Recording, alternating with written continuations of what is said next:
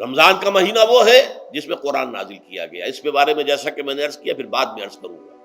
لیکن جو شخص بھی تم میں سے موجود ہو اس مہینے میں، اپنے گھر میں موجود ہے، اپنے شہر میں موجود ہے، سفر پر نہیں ہے، یا یہ ہے کہ جو شخص بھی اس مہینے کو پائے، اس کی زندگی میں یہ مہینہ آ جائے،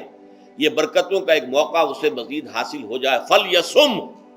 یہ امر کا صیغہ ہے، یہ وجوب ہے مطلقاً۔ اب اس میں جو دو رعایتیں پہلے دی گئی تھی ان میں سے ایک کو برقرار رکھا، وَمَنْ كَانَ مَرِيضًا أَوْ عَلَى سَفَرٍ فَعِدَّةٌ مِّنْ أَيَّامٍ أُخَرَ، یہی وہ الفاظ ہیں جن کی بنا پر میرا گمان اس وقت بھی یہ تھا کہ یہ دو بیک وقت نازل نہیں ہو سکتی آیات۔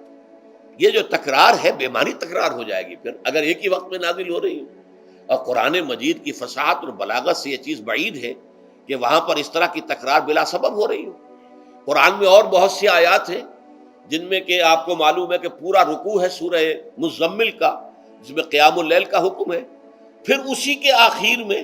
وہ آیت شامل کر دی گئی ہے جو کم سے کم 1 سال بعد نازل ہوئی ہے، جس میں کہ رات کے قیام کا وجوب ختم کر دیا گیا، اور صرف یہ کہ جتنا بھی تم سے ممکن ہو سکا کرو، ضروری نہیں ہے کہ تہائی شب ہو، آدھی ہو، 2/3 ہو، جتنا بھی ممکن ہو قرآن پڑھا کرو رات کو، گویا کہ وہ فرضیت جو تھی قیام اللیل کی وہ ختم ہو گئی۔ اس حوالے سے وہ جو ناسخ ہے، منسوخ کرنے والی آیت بھی اس کے ساتھ ہی رکھ دی گئی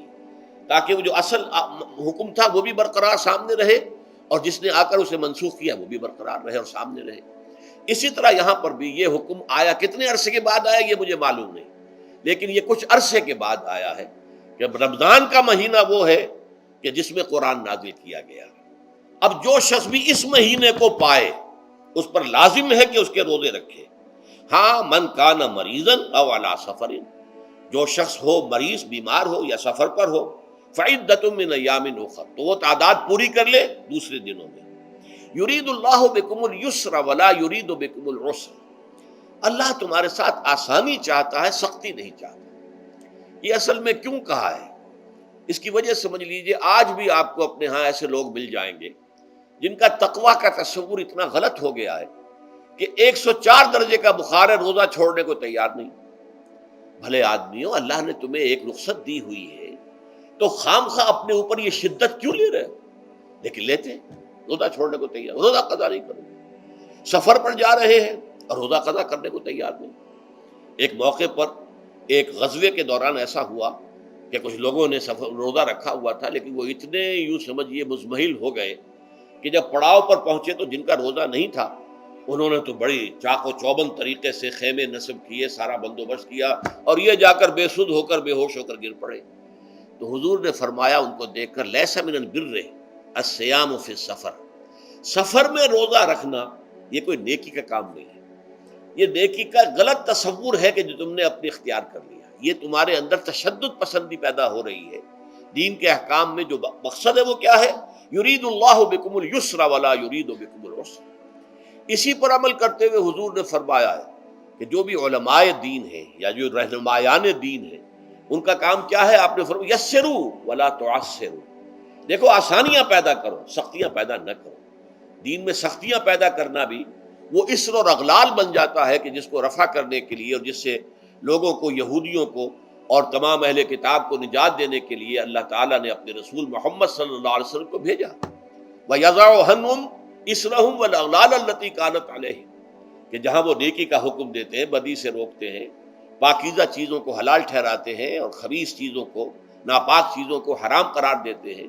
وہیں وہ لوگوں کے اوپر سے وہ بوجھ بھی ختم کرتے ہیں کہ جو انہوں نے خام خواہ اپنے اوپر لاد لیے۔ تو ان میں سے یہ بھی ہے کہ یہ نیکی کا کام نہیں ہے کہ آپ سفر میں ہیں اور روزہ رکھ رہے ہیں۔ یرید اللہ بکم الیسر ولا یرید بکم العسر وَلِتُكْمِلُوا الْعِدَّةَ، لیکن یہ بات واضح رہے کہ اب تمہارے لیے تعداد کو پورا کرنا لازم ہے، یہ نہیں ہے کہ آپ اس کی جگہ پر فدیہ دے دیں تو بات پوری ہو جائے گی، نہیں۔ روزے کی تعداد آپ کے رمضان میں 2 روزے 3 روزے چھوٹ گئے بیماری کی وجہ سے، ٹھیک ہے، لیکن دوسرے دنوں میں اس کی قضا دینی لازم ہے۔ وہ روزے رکھنے جو ہیں آپ پر لازم ہے، ان کا کوئی بدل جو ہے وہ فدیہ نہیں ہو سکتا۔ البتہ یہ نوٹ کر لیجئے، یہ حکمت نبوی ہے کہ یہاں اگرچہ وہ فدیے کا حکم جو ہے گویا کہ بظاہر قرآن مجید کے الفاظ سے محسوس ہوتا ہے کہ مطلقاً منسوخ ہو گیا، لیکن حضور نے اس کو خاص حالتوں میں باقی رکھا ہے۔ کوئی شخص اتنا بوڑھا ہو چکا ہے یا خاتون اتنی بوڑھی ہو چکی ہے کہ دن بھر کا فاقہ جو ہے اس میں اندیشہ ہے کہ کہیں ہلاک نہ ہو جائے. کوئی مریض ہے، مرد ہے یا عورت ہے، وہ ڈائبٹیز کی مریضہ ہے، اس کو وہ شوگر کا مرض ہے اور وہ اس کو برداشت نہیں کر سکتی، شوگر لیول بہت نیچے ہو جائے تو موت واقع ہو سکتی ہے. کوئی ایسا مریض ہے جس کو مرض سے شفا پانے کی اب کوئی امید ہے ہی نہیں کہ میں مرض سے شفا پا جاؤں گا یا پا جاؤں گی تو اس کے بعد میں روزہ مکمل کر دوں گی. نہیں، ایسے لوگوں کے لیے حضور نے اس رعایت کو برقرار رکھا ہے کہ ایسے لوگ اگر ایک مسکین کو کھانا کھلا دیں تو یہ فدیہ بن جائے گا. لیکن جو بھی شخص صحت مند ہو اور صحت کی توقع رکھتا ہو اور جو شخص بھی طاقت رکھتا ہو روزے کا قضا کر دینے کا، اس کے لیے لازم ہے کہ روزوں کی قضا کرے.